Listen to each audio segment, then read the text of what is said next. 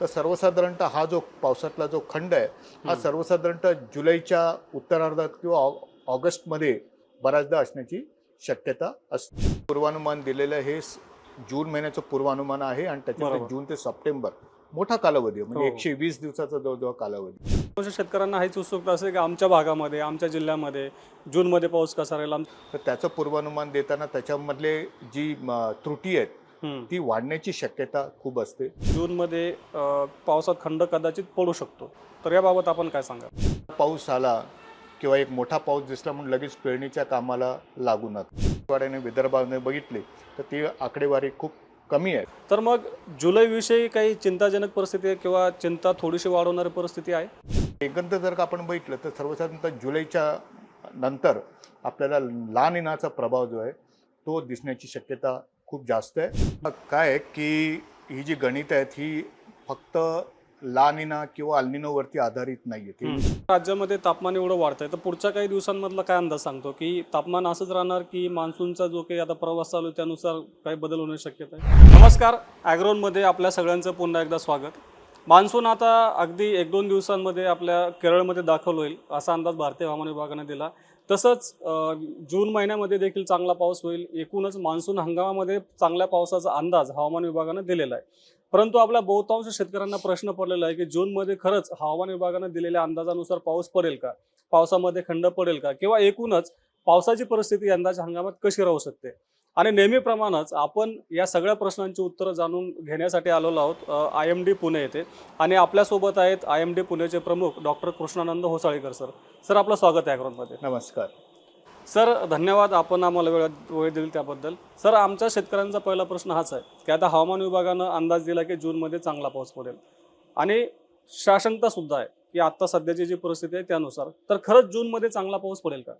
जे पूर्वानुमान 2 दिवसापूर्वी भारतीय हवामान विभागाने दिले आहे हं. देशातल्या संपूर्ण जून ते सप्टेंबरच्या पावसासाठी आणि त्याचबरोबर जून महिन्याचा पाऊस कसा असेल त्याच्याबद्दल पण म्हटलंय. तर अगोदर मी म्हणेन की संपूर्ण देशासाठी जो पाऊस आहे त्याचं हं. पूर्वानुमान हवामान विभागाने असं म्हटलंय की जो पाऊस असेल तो संपूर्ण देशासाठी सरासरीपेक्षा जास्त, ज्याला आपण अबो नॉर्मल बरं. पाऊस म्हणतो, तर तो असण्याची शक्यता आहे. आणि आकडेवारीमध्ये म्हणायचं असेल तर तो संपूर्ण देशाची जी पावसाची जी आकडेवारी आहे हं. त्या आकडेवारीच्या सरासरीच्या 106% हं. पाऊस पडण्याची शक्यता आहे. त्याचबरोबर हे दुसऱ्या टप्प्यातलं पूर्वानुमान असल्या कारणाने आम्ही भारताचे 4 भौगोलिक जे भाग आहेत महत्त्वाचे, हं. ज्याला आपण मध्य भारत, दक्षिण भारत, ईशान्य भारत आणि वायव्य भारत म्हणतो, हो. तर या भागामधलं पण पूर्वानुमान दिलंय. चांगली गोष्ट ही आहे की मध्य भारत, ज्याच्यामध्ये महाराष्ट्र राज्यही येतं, हं. तर यामध्ये पाऊस सरासरीपेक्षा जास्त असण्याची शक्यता हवामान विभागाने वर्तवली आहे. त्याचबरोबर दक्षिण भारतामध्ये पण तशाच प्रकारे सरासरीपेक्षा जास्त पाऊस असण्याची शक्यता वर्तवली आहे.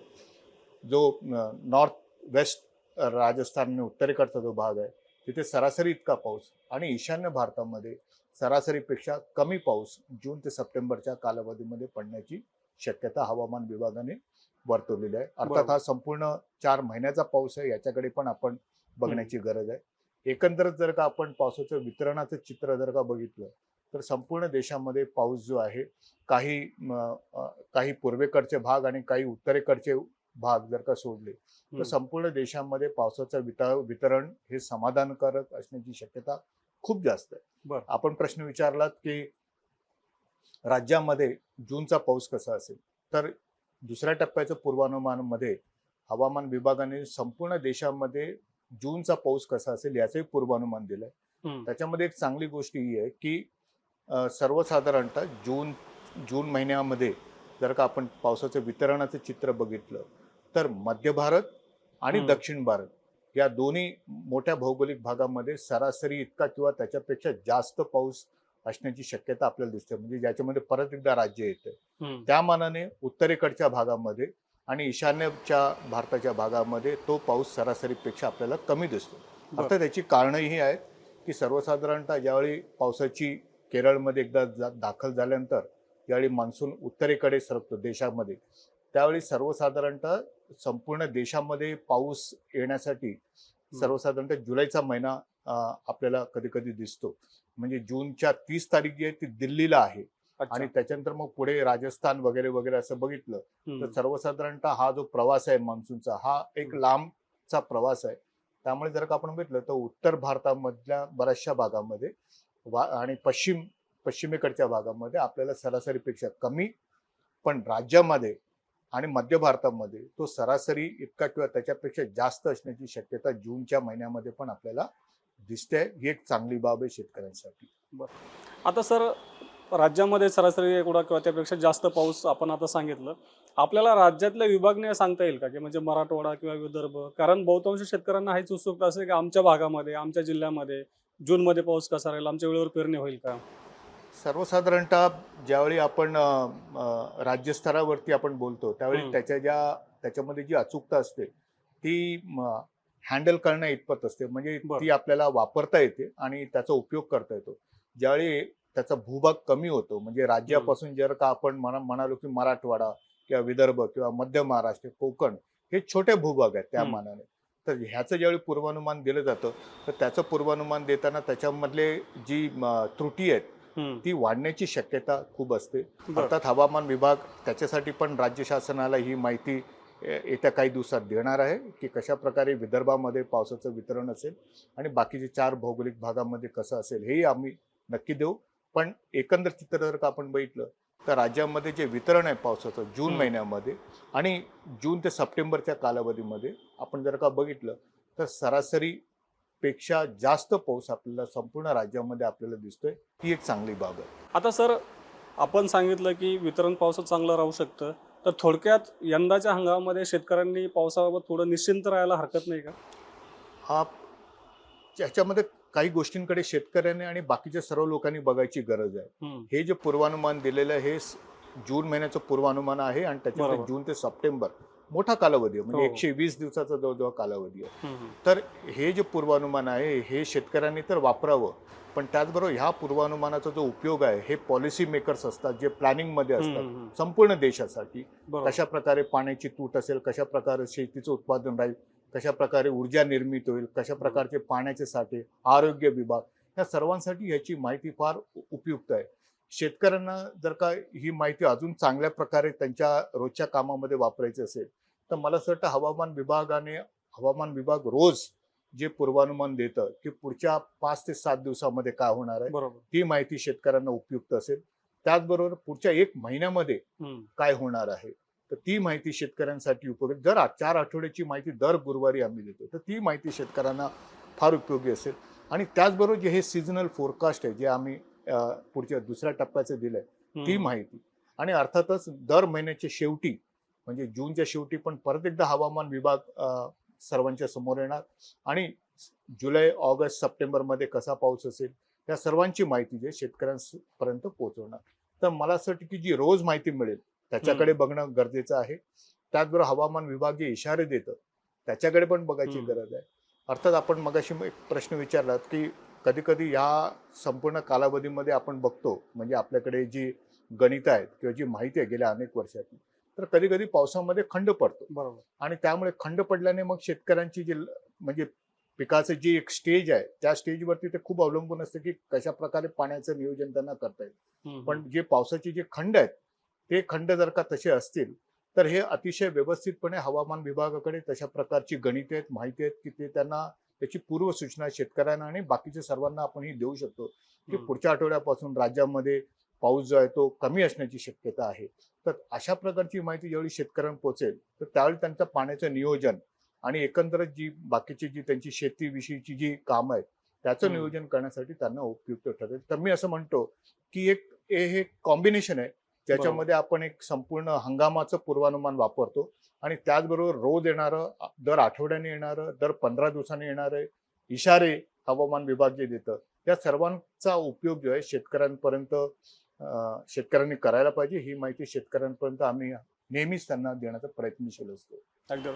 सर, आता जून विषयी शेतकऱ्यांमध्ये विशेषतः उत्सुकता आहे, कारण पेरणीचा कालावधी मागच्या वर्षीच आपण दुष्काळी परिस्थिती चांगली शेतकऱ्यांनी अनुभवलेली आहे. तर जूनमध्ये काही अशी चर्चा सुद्धा आहे की जूनमध्ये पावसात खंड कदाचित पडू शकतो. तर याबाबत आपण काय सांगाल? सर्वसाधारणतः 2 गोष्टी आहेत. पेरणीबद्दल बऱ्याचदा हवामान विभाग अतिशय जागरूकपणे राज्यातीलच नाही तर संपूर्ण देशातील शेतकऱ्यांना सांगत असतं की पहिला पाऊस आला किंवा एक मोठा पाऊस दिसला म्हणून लगेच पेरणीच्या कामाला लागू नका. बरोबर. तर त्याचे काही प्रत्येक ठिकाणचे काही एक अंदाज आहेत, माहिती आहे की तेवढा पाऊस झाल्यानंतरच मग त्यांनी पेरणीसाठी सुरुवात करायला पाहिजे. आणि पेरणीसाठी सुरुवात करण्यासाठी हवामान विभाग नेहमी म्हणतो की त्यांनी त्यांच्या राज्यातील किंवा त्यांच्या विभागातील जे कृषी विद्यापीठ आहेत किंवा जे संस्था आहेत त्यांना हवामान विभाग माहिती देतं आणि त्यांच्या कृषी विभागाकडून मग शेतकऱ्यांपर्यंत माहिती पोहोचवली जाते की आता जमिनीची ओल चांगली आहे, आर्द्रता चांगली आहे, आता तुम्हाला पेरणीसाठी सुरुवात करायला हरकत नाही. तर ही एक महत्वाची अत्यंत महत्वाची माहिती आहे ज्याच्याकडे शेतकऱ्यांनी अतिशय व्यवस्थितपणे बघायची गरज आहे. कुठल्याही दुसऱ्या अंदाजाकडे किंवा दुसऱ्या कुठल्याही माहितीकडे बघायची शक्यता त्यांनी टाळावी. आणि आपण जे म्हणाल की पावसामध्ये खंड जूनमध्ये पडण्याची शक्यता आहे असं म्हटलं जात आहे, पण अशा प्रकारचा कुठला अंदाज सध्या तरी हवामान विभागाकडे नाहीये. सर्वसाधारणतः पावसामध्ये जो खंड असतो जे म्हणजे गेल्या 30-50 वर्षातला जर का आपण मान्सूनचा डेटा बघितला म्हणजे माहिती जर का बघितली संपूर्ण भारतासाठी तर सर्वसाधारणतः हा जो पावसातला जो खंड आहे हा सर्वसाधारणतः जुलैच्या उत्तरार्धात किंवा ऑगस्टमध्ये बऱ्याचदा असण्याची शक्यता असते. अर्थात आपण जे म्हणालात जो पावसाचा खंड किंवा पावसाच्या विषयी पाऊस कमी पडण्याची कधी कधी हा जो पाऊस आहे हा काही ठिकाणी कमी किंवा जास्त प्रमाणामध्ये असतो तर त्या ठिकाणी लोकांना बघायची गरज आहे. अर्थात त्याला आपण पावसाचा खंड म्हणत नाहीये, तर जे पावसाचे जे वितरण आहे ते थोडंसं प्रत्येक ठिकाणी वेगवेगळं असू शकतं. कोकणामध्ये आकडेवारी जास्त आहे त्या मानाने आपण जर का मराठवाड्याने विदर्भाने बघितली तर ती आकडेवारी खूप कमी आहे. त्यामुळे तिथे विदर्भामध्ये किंवा मराठवाड्यामध्ये पाऊस जरा जरी हल्ला आपल्या जागेवरून तर लगेच एकदम परिस्थिती खूप तणावाची होते. त्या मानाने कोकणामध्ये तसं होत नाही बहुधा. त्यामुळे ह्या सर्व माहितीकडे थोडंसं आपल्याकडे बघायची गरज आहे. अगदी बरोबर. शेतकरी मित्रांनो, आता सरांनी एक खूप महत्त्वाचा मुद्दा सांगितला तो म्हणजे पेरणी संबंधी. आपल्या सगळ्यांना पावसाची उत्सुकता आहे, आपण पेरणीसाठी सुद्धा आतुर आहोत. पण सरांनी जे काही सांगितलंय कृषी विद्यापीठाने सल्ला दिल्यानंतर किंवा मग जमिनीत योग्य ओल गेल्यानंतरच आपण पेरणीचा निर्णय घ्यावा, यातून आपलं नुकसान टाळणार आहे. सर, आता आपण खंडाविषयी सांगितलं. आता हवामान विभागानं एकूण हंगामाचा अंदाज दिला, जूनविषयीचा अंदाज दिला, परंतु जेव्हा आपण ला निना आणि आयोडी याची जी परिस्थिती आहे हवामान विभागानं सुद्धा अंदाज व्यक्त करता असं सांगितलं की कदाचित जुलै नंतर किंवा जुलैपासून हे दोन्ही ज्या परिस्थिती आहेत त्या आपल्याला मान्सूनसाठी पोषक होऊ शकतात. तर मग जुलैविषयी काही चिंताजनक परिस्थिती आहे किंवा चिंता थोडीशी वाढवणारी परिस्थिती आहे? सर्वसाधारणतः जे पावसाचा जो कालावधी आहे जो जून ते सप्टेंबरचा 4 महिन्याचा जो कालावधी आहे त्याच्यामध्ये जर का परत एकदा आपण आकडेवारी बघितली तर जुलै महिना हा अत्यंत महत्वाचा आहे, ज्याला आपण म्हणतो की सर्वात जास्त पाऊस राज्यातला आणि देशातला जुलैमध्ये होतो. त्यामुळे सर्वांचंच त्याच्याकडे लक्ष असतं त्या आकडेवारीकडे. त्या मानाने थोडासा कमी ऑगस्टमध्ये असतो. जूनमध्ये त्या मानाने पावसामध्ये चढ उतार असतो. त्याचं कारण हे आहे की पाऊस जो आहे तो त्याचं जे ऑनसेट आहे त्याचं आगमन आहे ते देशामध्ये हळूहळू होत असतं. त्यामुळे जूनच्या आकडेवारीकडे लोकांचं जास्त लक्ष नसतं. त्या मानाने ऑगस्ट आणि जुलै या पावसाकडे लोकांच्या आकडेवारीकडे जास्त लक्ष असतं. एकंदरीत जर का आपण बघितलं तर जुलैचा पाऊस हा अत्यंत महत्वाचा आहे आणि हवामान विभागाने जे पूर्वानुमान दिलंय त्याच्यामध्ये आम्ही असं म्हटलंय की सध्या जी प्रशांत महासागरातली जी पूर्वीची एक अल्निनोची कंडिशन होती म्हणजे समुद्राचं तापमान अधिक होतं सरासरीपेक्षा, ते आता न्यूट्रल झाले. म्हणजे तो जो पॅरामीटर आहे तो जो कंपोनंट आहे तो आता तटस्थ झालेला आहे, घटक तटस्थ झाला ज्याला आपण न्यूट्रल म्हणतो. आणि पूर्वानुमान असं दर्शवतं की सर्वसाधारणतः जुलै ऑगस्टच्या दरम्यान ला निना जो आपल्या मान्सूनला पूरक ठरतो, पोषक ठरतो, ती निर्माण होण्याची शक्यता जवळजवळ 70% जास्त आहे असं मी म्हणतो. अर्थात काही मॉडेल्स असं दर्शवतात की तो जून जुलैमध्ये पण निर्माण होण्याची शक्यता दर्शवतात, पण त्याची जी शक्यता आहे का त्याची जी आकडेवारी आहे ती त्या मानाने थोडीशी कमी आहे. पण एकंदर जर का आपण बघितलं तर सर्वसाधारणतः जुलैच्या नंतर आपल्याला ला निनाचा प्रभाव जो आहे तो दिसण्याची शक्यता खूप जास्त आहे आणि त्याचा जो फायदा आहे तो मान्सूनला होत असतो. आपण म्हणणार इंडियन ओशन डायपोल कसा असेल तर सध्या इंडियन ओशन डायपोल जो आहे जो हिंदी महासागरामध्ये असतो तर त्याचा तो जो आहे तो सध्या तो पण न्यूट्रल आहे, म्हणजे तटस्थ आहे. आणि पूर्वानुमान असं दर्शवतं की सर्वसाधारणतः तो पण पॉझिटिव्ह किंवा घन होण्याची शक्यता आहे. अर्थात याचा पण फायदा आपल्या भारतातले जे मान्सूनचे जे वारे आहेत त्याला त्याचा फायदा होऊ शकतो. अर्थात या दोन्ही गोष्टींकडे हवामान विभागाचं अतिशय लक्ष आहे. आणि दर 8 ते 15 दिवसांनी या दोन्ही पॅरामीटर्स बद्दल हवामान विभाग आपल्या वेबसाईट मार्फत आणि बाकीच्या सर्व जी साधनं आहेत त्यामार्फत लोकांना आणि शेतकऱ्यांना त्याविषयी माहिती देत राहणार. अगदी बरोबर सर. कदाचित पुन्हा प्रश्न तोच येईल. आता आपण सांगितलं की ला निना कदाचित जुलै नंतर निर्माण होऊ शकतो आणि त्याचा आपला मान्सूनला आधार मिळू शकतो. नेमका हाच धागा पकडून अशी चर्चा सध्या चालू आहे. म्हणजे शेतकऱ्यांमध्ये असेल किंवा अशी चर्चा पसरवली जाते की ला निना तर मग जुलै नंतर निर्माण होणार आहे. त्यामुळे जरी हवामान विभागानं जूनमध्ये चांगला पाऊस, सरासरीपेक्षा जास्त पाऊस आपल्या राज्यात किंवा मध्य भारतात दिलेला असला तरी पावसाविषयीची चिंता असू शकते. आणि त्यामुळेच मी तुम्हाला जुलै संदर्भातला प्रश्न विचारला होता. तर ह्या चर्चेला काही आत्ताच आधार आहे का? बघा काय आहे की ही जी गणित आहेत ही फक्त ला निना किंवा अल्निनोवरती आधारित नाही आहेत, हे मी शेतकऱ्यांना सांगू इच्छितो. बरं झालं तुम्ही हा प्रश्न परत एकदा मला विचारला. पाऊस जो आहे ही एक मोठी व्यापक गोष्ट आहे. आणि ही ज्यावेळी व्यापक आहे त्यावेळी ती अनेक वेगवेगळ्या घटकांवरती अवलंबून आहे. ज्यावेळी मान्सून चालू होतो त्यावेळी जे दूरस्थ घटक आहेत जसं ला निना, अल्निनो आहे, इंडियन ओशन डायपोल, हे दूरस्थ घटक आहे, हे लांबून कंट्रोल करणारे घटक आहे. त्याचबरोबर काही घटक असे आहेत जे स्थानिक घटक आहेत, तर त्याच्यावरती पण पावसाचं वितरण अवलंबून आहे. जसं आपण म्हणतो ज्याला आपण परत एकदा म्हणतो ज्याला MJO म्हणतो, मिड ज्युलियन ऑसिलेशन ज्याला म्हणतो. तर अशा प्रकारचे जे काही घटक आहेत ज्याच्यावरती परत एकदा पावसाचं प्रमाण आणि वितरण अवलंबून असतं. कशा प्रकारे कमी दाबाची क्षेत्र अरबी समुद्रामध्ये आणि बंगालच्या उपसागरामध्ये ज्याला आपण मान्सून लो म्हणतो, तर ही किती निर्माण होतात, त्यांची तीव्रता किती असेल, ती किती वेळा बंगालच्या उपसागरातून परत एकदा मध्य भारतातून गुजरातकडे जातात, हे याची वारंवारता काय असेल. तर अशा प्रकारच्या वेगवेगळ्या गोष्टींवरती मान्सून जे आहे अवलंबून असतो. जे घटक आहेत ला निना, तर त्याच्यावरतीच फक्त भारताचा पाऊस अवलंबून नाहीये. अशा अजून वेगवेगळे घटक आहेत. जसं काल आपण बघितलं की केरळमध्ये गेल्या 2 दिवसामध्ये खूप चांगला पाऊस पडला. म्हणजे काही ठिकाणी गेले 2 दिवस आपण बघतो की 100 ते 150 मिलीमीटर पाऊस पडला. तर अशा प्रकारच्या गोष्टी जर आपल्याला जर का बघितलं तर आपल्याला लक्षात येईल की पाऊस हा फक्त अल्निनो किंवा ला निनावरती नसून असे अनेक घटक आहेत. म्हणजे मोसमी वारे, त्यांची तीव्रता किती आहे, त्यांचं स्ट्रेंथ किती आहे, बाष्प घेऊन येणारे त्यांची बाष्पाचं प्रमाण किती आहे, जमीन आणि समुद्रातला तापमानातला फरक ज्याला आपण टेम्परेचर कॉन्ट्रास्ट म्हणतो, लँड अँड सी वरचा हा किती आहे, या सर्व गोष्टींवरती पाऊस जो आहे तो अवलंबून असतो. तो फक्त एखाद दुसऱ्या घटकांवरती अवलंबून नाही असं मी म्हणतो. अगदी. आपल्या राज्यात मान्सून नेमका कधी येऊ शकतो? राज्यात मान्सून कधी येईल हा प्रश्न गेल्या काही दिवसापासून माझ्यासमोर रोज येतो आणि मी त्यांना अतिशय नम्रपणे त्याचं उत्तर देण्याचा प्रयत्न करतो. अर्थात जे प्रश्न विचारतात त्यांच्या मनामध्ये ह्याच्याबद्दल उत्सुकता असते आणि अर्थातच त्यांच्या काही गरजाही असतात. पण अशा प्रकारचं पूर्वानुमान सध्या तरी हवामान विभागाने दिलेलं नाहीये की तो कर्नाटकमध्ये कधी येणार आणि राज्यांमध्ये, महाराष्ट्र राज्यामध्ये कधी दाखल होणार. ही गणितं सध्या हवामान विभाग मांडत नाही. हवामान विभागाने असं म्हटलं, सकाळच्याच बुलेटिनमध्ये आम्ही असं म्हटलंय की पुढच्या 2-3 दिवसामध्ये केरळमध्ये तो दाखल होण्याची शक्यता खूप जास्त आहे.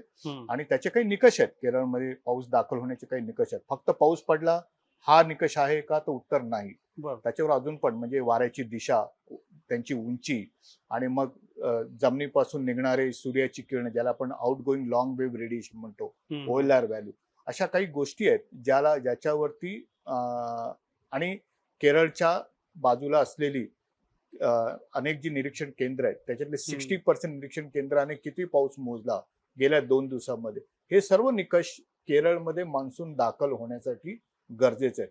एकदा तो दाखल झाला की त्याच्यानंतर मग आम्ही असं म्हणतो की पुढच्या 2 ते 3 दिवसामध्ये पुढे उत्तरेकडे पावसासाठी वाटचालीसाठी कशा प्रकारची परिस्थिती असेल ती सांगण्याची क्षमता हवामान विभागाकडे. सध्या मुंबईमध्ये कधी येणार, पुण्यामध्ये कधी येणार, नगरमध्ये कधी येणार, अशा प्रकारची माहिती आपल्याकडे नाहीये. पण अर्थात नाही याचा अर्थ काहीच नाही असं नाहीये. आपल्याकडे काही आकडेवारी आहे ज्याला बरं. आपण क्लायमेटॉलॉजी म्हणतो, हम्म. की म्हणजे सरासरी आकडे काय आहेत, म्हणजे पुण्यामध्ये सरासरी पावसाची तारीख काय आहे, आणि ही आकडेवारी गेल्या 30 ते 50 वर्षावरती आधारित आहे. बरं. पुण्यामध्ये, मुंबईमध्ये ही आकडेवारी आपल्याकडे नकाशाद्वारे उपलब्ध आहे आणि ही आपल्या पब्लिक डोमेनमध्ये पण लोकांसाठी उपलब्ध आहे. पण बऱ्याचदा लोकांचं असं मत ठरतं की जी तारीख त्या नकाशावरती लिहिली आहे, सरासरी तारीख, हम्म. त्याच तारखेला यावर्षी येणार आहे, अशा प्रकारचं पण भाष्य कधी कधी मला ऐकायला येतं. तर माझी परत एकदा शेतकऱ्यांना आणि बाकीच्या सर्व जनतेला एक नम्र विनंती आहे की ती जी आकडेवारी आहे, ज्याला आपण क्लायमेटॉलॉजी म्हणतो, ती जी आहे, ती क्लायमेटॉलॉजी जी आहे ती एक सरासरी आकडेवारी आहे. ती 2024 मध्ये कधी पाऊस येणार ती आकडेवारी नाहीये. केरळमध्ये कधी दाखल होणार हे पूर्वानुमान हवामान विभागाने ऑलरेडी दिलेलं आहे, अगोदरच दिलेलं आहे, आणि त्याच्यानंतर त्याची पुढची वाटचाल कशी होणार आहे त्या संदर्भात पुढच्या 2 ते 3 दिवसामध्ये प्रत्येक दिवशी तशा प्रकारचं पूर्वानुमान आपल्याला मिळणार आहे. पण क्लायमेटॉलॉजी जी आहे, जी सरासरी आकडेवारी आहे, त्याचाही उपयोग लोकांनी करावा, कारण त्याच्यासाठी शेतीच्या नियोजनाच्या कामासाठी किंवा बाकीचे त्यांचे जे कामाचे नियोजन असतं हम्म. त्यालाही वेळ लागतो. तर बरोबर. त्यासाठी त्यांना तयारी करण्यासाठी ह्या तारखांची गरज आहे आणि त्या तारखांकडे त्यांनी बघावं. पण पाऊस कधी येणार त्याचं पूर्वानुमान देण्यासाठी मला वाटतं अजून थोडा वेळ तुम्हाला वाट बघावी लागेल. बरोबर. आता आपण द क्लायमेटॉलॉजी ते आकडेवारीचा उल्लेख केला. महाराष्ट्राविषयी आकडेवारी काय सांगते? सर्वसाधारणतः जर का आपण बघितलं तर तळ कोकणामध्ये, म्हणजे आपला जो सिंधुदुर्ग आणि गोवा सिंधुदुर्गचा जो भाग आहे, त्यामध्ये जर का आपण बघितलं तर सर्वसाधारणतः 5 ते 7 तारखेच्या आसपास पाऊस येतो. मान्सून ही येतो. परत एकदा मी म्हणतो बरोबर. की ही सरासरी आकडेवारी आहे. आणि त्याच्यानंतर मग मुंबई, पुणे या ठिकाणी 10 ते 12 जूनच्या आसपास पाऊस असतो. अर्थात परत एकदा मी सांगेन, कारण कधी कधी असं होतं लोकांच्या मनामध्ये की ह्या हा. तारखेला पाऊस येणार आहे, तर ते तसं नाही आहे. त्या सरासरी तारखा आहेत, याला आपण नॉर्मल डेट्स म्हणतो. दरवर्षी ह्या तारखा, यांच्या आगमनाच्या वेळा, तारखा या बदलत असतात, तर त्याच्याकडे बघायची गरज आहे. अर्थात मान्सून यायच्या अगोदर आपण बघतो की राज्यामध्ये बऱ्याचदा पाऊस, वळवाचा पाऊस किंवा मान्सून पूर्वचा पाऊस आपल्याला दिसतो. कधी कधी लोकांमध्ये अशा प्रकारची एक थोडीशी शंका निर्माण होते की आपल्याकडे पाऊस पडतोय, हा मान्सूनचा पाऊस आहे का? तर मला असं वाटतं की हवामान विभागाची जी वेबसाईट आहे ही अत्यंत व्यवस्थितपणे त्याची रचना केलेली आहे, मांडणी केलेली आहे. त्याच्यामध्ये जे माहिती आहे, काही घटक असे आहेत की दर 15 मिनिटांनी ते अपडेट केले जातात. म्हणजे उपग्रहाद्वारे मिळणारी छायाचित्रे जी आहेत ती दर 15 मिनिटांनी अपडेट होतात. रडारची जी चित्र आहेत, माहिती आहे, ती दर 15 मिनिटांनी, आणि जे आपली निरीक्षण आहेत ती 15 मिनिटांनी अपडेट्स होत राहतात. तर अशा प्रकारची खूप माहिती मान्सूनच बद्दल नाही तर राज्यामध्ये सध्या मी असं म्हणतो बरेच ठिकाणी असं आहे की काही ठिकाणी हीट वेव्ह सदृश्य परिस्थिती आहे, काही ठिकाणी तशा प्रकारचं आरोग्याला, आणि बऱ्याच ठिकाणी काही ठिकाणी लोकांचं नुकसानही होताना माहिती माझ्या समोर येत आहे. तर सध्या पावसाकडे लक्ष केंद्रित करताना मी तर असं म्हणेन की सध्या राज्यामध्ये आणि देशामध्ये, खास करून काही भागामध्ये, म्हणजे जळगाव आहे, नंदुरबार आहे, म्हणजे उत्तर महाराष्ट्र, विदर्भातले काही जिल्हे, या ठिकाणी आपण बघतो की 45 डिग्रीच्या आसपास वर तापमान चाललंय, आणि त्याचा फटका जो आहे तो बऱ्याच क्षेत्रांना होत आहे. तर मी असं म्हणतो की कधी कधी मान्सून येणार या बातमीकडे आपण ज्यावेळी वळतो त्यावेळी कदाचित हीट वेव्ह किंवा उष्ण लहरीची जी एक बाब आहे त्याच्याकडे कदाचित आपलं थोडंसं दुर्लक्ष होऊ नये, ही माझी सर्वांना विनंती आहे. हवामान विभाग नक्की मान्सून तुमच्याकडे कधी येणार, किती तारखेला येणार, ह्या सर्व शक्यतांची अतिशय व्यवस्थितपणे माहिती आपल्यासमोर पोहोचवणार, आणि त्याचबरोबर जे काही त्याच्यासोबत लागणारे जे अपडेट्स आहेत ही माहिती पण आपण देणार आहोत. बरोबर. आता सरांनी उल्लेख केला की हवामान विभागाच्या वेबसाईटवर तुम्हाला सगळी माहिती मिळते. नेमकी हवामान विभागाची वेबसाईट काही जणांना जर माहीत नसेल तर आम्ही व्हिडिओ खाली डिस्क्रिप्शनमध्ये ही माहिती तुम्हाला देऊ. तसंच हवामान विभागाचा फोन नंबर सुद्धा आहे की ज्याच्यावर आपण आपल्या काही प्रश्न विचारू शकता. तो नंबर सुद्धा आम्ही तुम्हाला खाली देऊच. सर, आता आपण उष्णतेच्या लाटेचा उल्लेख केला थोडक्यात जाता जाता. तर नेमकं हे जे राज्यामध्ये तापमान एवढं वाढतंय, तर पुढच्या काही दिवसांमधला काय अंदाज सांगतो की तापमान असंच राहणार की मान्सूनचा जो काही आता प्रवास चालू आहे त्यानुसार काही बदल होण्याची शक्यता आहे? जे पूर्वानुमान आम्ही दिलंय 2 दिवसापूर्वी, त्याच्यामध्ये आम्ही असं म्हटलंय की सर्वसाधारणतः राज्यामध्ये 2 ते 3 दिवस तापमान चढीचं राहणार आहे, त्याच्यानंतर मग ते हळूहळू कमी होण्याची शक्यता आहे. पण अर्थात बऱ्याच ठिकाणी जर आपण बघितलं तर देशामध्ये काही ठिकाणी 50चा आकडा ऑलरेडी पार झालेला आहे टेम्परेचर. राजस्थानमध्ये फलोदी वगैरे जी ठिकाण आहेत त्या ठिकाणी 50, 50.5 वगैरे तापमान आपल्याला जाताना दिसतंय. विदर्भामध्ये राज्यामध्ये जळगावमध्ये नंदुरबार ह्या सर्व भागामध्ये आपण बघतो की 46-47 डिग्री पारा गेलेला आहे. आणि अर्थात तिकडच्या एक जी भौगोलिक परिस्थिती आहे त्यानुसार तशा प्रकारचं तापमान त्यांना जरी अपेक्षित असलं तरी त्याचा परिणाम आरोग्यावरती किंवा त्यांचे जे रोजगार आहेत म्हणजे बरोबर. म्हणे कुक्कुटपालन आहे किंवा पशुपालन आहे किंवा जे काही पावसाच्या अगोदरची जी शेती आहे याच्या सर्वांवरती तो नक्कीच त्याचा परिणाम होत असतो. तर येणाऱ्या कालामध्ये पूर्वानुमान असं आहे की तापमानामध्ये थोडीशी घट अपेक्षित आहे. अच्छा. तरी पण मी असं म्हणेन की पाऊस यायला अजून वेळ आहे राज्यामध्ये असं मी म्हणेन. पण त्याच्या अगोदर ज्या काही तापमान वाढ म्हणजे मुंबईमध्ये पण आज जर का रात्रीचं तापमान बघितलं तर 29 डिग्री 29 ते 30 डिग्री आहे. म्हणजे रात्री पण आता उष्ण व्हायला लागलेलं आहे. त्याचाही जो एक परिणाम आहे प्रभाव जो आहे तो आरोग्यावरती होऊ शकतो. बरोबर. आणि त्या मानाने मी असं म्हणेन की राज्यामध्ये गेले काही दिवस 43-44 डिग्री तापमान जे आपल्याला दिसत होतं ते थोडंसं ढगाळ वातावरण थोडंसं तापमान आपल्याला खाली दिसतंय पण अजूनही तापमान बऱ्याच ठिकाणी 40च्या वर आहे. लोकांनी हवामान विभागाची आकडेवारीकडे लक्ष द्यावं, पूर्वानुमान बघावं आणि स्वतःची काळजी घेणं अत्यंत महत्त्वाचं आहे असं मी म्हणेन. अगदी बरोबर. सर, एक प्रश्न आणखी पावसाच्या अंदाजाविषयीचा. हवामान विभागानं अंदाज दिला की 92 ते 108% दरम्यान पाऊस पडेल. तर हे असं का? म्हणजे सरासरी जर आपण पाहिलं तर कदाचित ते 96 ते मला तर वाटतं 194 ते 104 किंवा 106 या दरम्यान सरासरी आकडेवारी असते. तर हे 92 ते 108 असं का दिलं? म्हणजे नेमकं असे एवढं व्हेरिएशन का दिसू शकतं? काय आहे की मगाशी जसं मी म्हणालो सुरुवातीलाच की जेवढा मोठा भूभाग असेल अच्छा. संपूर्ण देशासाठी ज्यावेळी आपण पूर्वानुमान देतो त्यावेळी त्याच्यामध्ये जी त्रुटी असते ती फक्त ±4% असते. आणि त्यामुळे त्या ठिकाणची जी आकडेवारी आहे सरासरी आकडेवारी म्हणजे 96 ते 104%. 96 ते 104% म्हणजे नॉर्मल पाऊस सरासरी आणि त्याच्या वरचा जो पाऊस आहे तो सरासरीपेक्षा अधिक. तर अशा प्रकारची आकडेवारी ज्यावेळी असते त्यावेळी देशासाठी असते. अच्छा. ज्यावेळी आपण मध्य भारत म्हणतो किंवा ईशान्य भारत म्हणतो ज्यावेळी भौगोलिक भागची जी एरिया आहे ती कमी होते त्यावेळी त्याच्यामध्ये त्रुटी वाढतात. अच्छा. आणि त्याच्यामध्ये जे एक वितरण पावसाचे वितरणाची जी क्षमता असते ती पण त्याची पण रेंज वाढते. आणि म्हणून जे तुम्ही मगाशी म्हणाला की 92 ते 108% हे थोडं जास्त का दिसतंय तर ते संपूर्ण देशासाठी नसून ते एक भौगोलिक भागासाठी आहे. म्हणजे मध्य भारत किंवा ईशान्य भारत किंवा दक्षिण भारत या सर्व भागांसाठी अशा प्रकारची जर का आपण छोटे भूभाग घेतले जर का आपण विभागीय म्हटलं विदर्भामध्ये किती असेल किंवा मराठवाड्यामध्ये किती असेल तर हा जो रेंज आहे परत एकदा अजून वाढण्याची शक्यता आहे.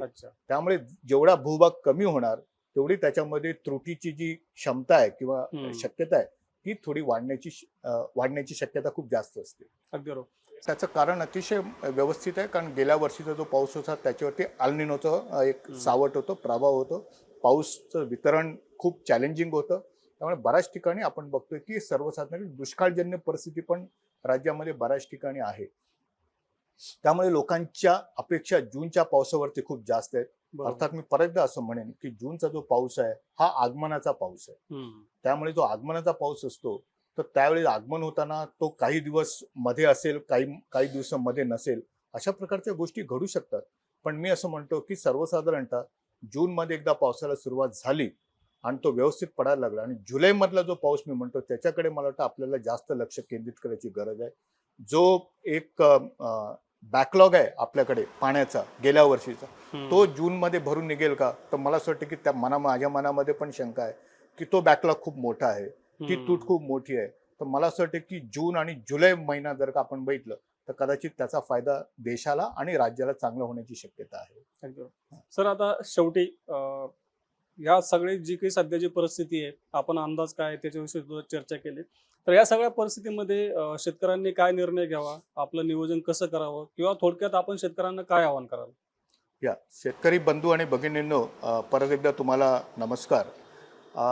2024चा मान्सून कसा असेल तर तो हवामान विभागाने परत एकदा दुसऱ्या टप्प्यामध्ये आम्ही असं म्हटलंय की तो संपूर्ण देशासाठी सरासरीपेक्षा जास्त म्हणजे अबो नॉर्मल असण्याची शक्यता आम्ही वर्तवलेली आहे. आकडेवारी जर का बघायची असेल तर ती 106% असेल देशाच्या पावसाच्या. मध्य भारतामध्ये पाऊस परत एकदा मध्य भारत आणि दक्षिण भारत, मध्य भारतामध्ये आपलं महाराष्ट्र राज्य येतं, तर तिथे पण आम्ही असं म्हटलंय की मध्य भारतामध्ये पण पाऊस सरासरीपेक्षा जास्त असण्याची शक्यता संपूर्ण सीझनमध्ये, हंगामामध्ये आपल्याकडे आहे. अर्थात ही माहिती आपल्या सर्वांना अतिशय चांगली माहिती आहे. या माहितीचा उपयोग नक्कीच आपल्याला होईल. पण त्याचबरोबर हवामान विभागाने दिलेल्या वेळोवेळी दिलेले जे इशारे आहेत, रोज दिलेली माहिती आहे, पुढच्या 5 दिवसाची, पुढच्या 15 दिवसाची, पुढच्या 1 महिन्याची, ही रोज जी माहिती आम्ही आपल्यासमोर नेतो, हवामान विभाग देतो, तर त्याच्याकडे पण बघायची गरज आहे. आणि अतिशय एक महत्त्वाची गोष्ट मी नेहमी असं म्हणतो, की पेरणीसाठी घाई करू नका. हवामान विभाग ज्यावेळी कृषी विभागाला सांगेल आणि कृषी विभागाकडून ज्यावेळी आपल्याला व्यवस्थित माहिती मिळेल, ती माहिती ठोकून टाळून त्याला अतिशय व्यवस्थितपणे चेक करा आणि मग बघा. आणि त्या हिशोबाने आपापल्या भागामध्ये त्यावेळी पेरणीचे नियोजन करण्यासाठी आपल्याला हरकत नाहीये. अर्थात त्याच्यासाठी अजून आपल्याकडे अवधी आहे. पण त्या अगोदरची जी काही शेतीची संबंधित जी काही आपली कामं आहेत, त्याच्या कामाचं नियोजन करायला हरकत नाही. अजून एक महत्त्वाची गोष्ट आहे, सर्वसाधारण एक माझा आणि हवामान विभागाचा एक अनुभव आहे, की सर्वसाधारणतः ज्यावेळी मान्सून सुरू होतो किंवा मान्सूनच्या सुरुवातीच्या किंवा मान्सूनच्या दरम्यान काही ठिकाणाहून आपल्याला वेगवेगळ्या प्रकारची माहिती मिळते, की जी कदाचित खरी नसते किंवा त्या कदाचित अफवा असतात किंवा कधी-कधी ती वैज्ञानिक माहितीवरती आधारित नसते. तर अशा माहितीकडे कृपया लक्ष देऊ नका. जे हवामान विभाग माहिती देणार त्यांच्या वेबसाईटवरतून, त्यांचे जे आमचे जे ॲप्स आहेत, म्हणजे मौसम ॲप आहे, मौसम ॲप जे आहे किंवा सध्या युनिफाईड ॲप म्हणून आपलं आलेलं आहे. तर ही सर्व ॲप जे आहेत, हे ॲप मराठीमधून पण आपल्याला ही संपूर्ण माहिती आपल्याला त्याच्यामध्ये मिळेल. तर ह्या माहितीकडे लक्ष द्या. आपल्याला काही शंका असतील, नक्कीच आपल्याला काही ना काहीतरी शंका असतातच. कृषीविषयी असतील, पावसाविषयी असेल, पावसामध्ये पडणारे खंड, पावसाविषयी असलेले वितरण, तुमच्या जिल्ह्यामध्ये किती पाऊस पडतोय, काय त्याची परिस्थिती आहे, कशा प्रकारचे इशारे आहेत, अतिवृष्टी म्हणजे काय, अशा प्रकारचे जर का शंका असतील, तर नक्कीच तुम्ही तिथल्या स्थानिक हवामान निरीक्षण केंद्राला संपर्क साधा. किंवा अजून एक महत्त्वाची चांगली बाब राज्यासाठी आहे, की हे हवामान विभागाची जी केंद्र आहेत, हे कदाचित संपूर्ण देशामध्ये आपलं महाराष्ट्र राज्य असं आहे, की जिथे 3 केंद्र आहेत आणि तिन्ही महत्त्वाची आहेत. एक पुणे केंद्र आहे, दुसरं मुंबईचं केंद्र आहे आणि तिसरं नागपूरचं केंद्र आहे, जे विदर्भामध्ये काम करतं.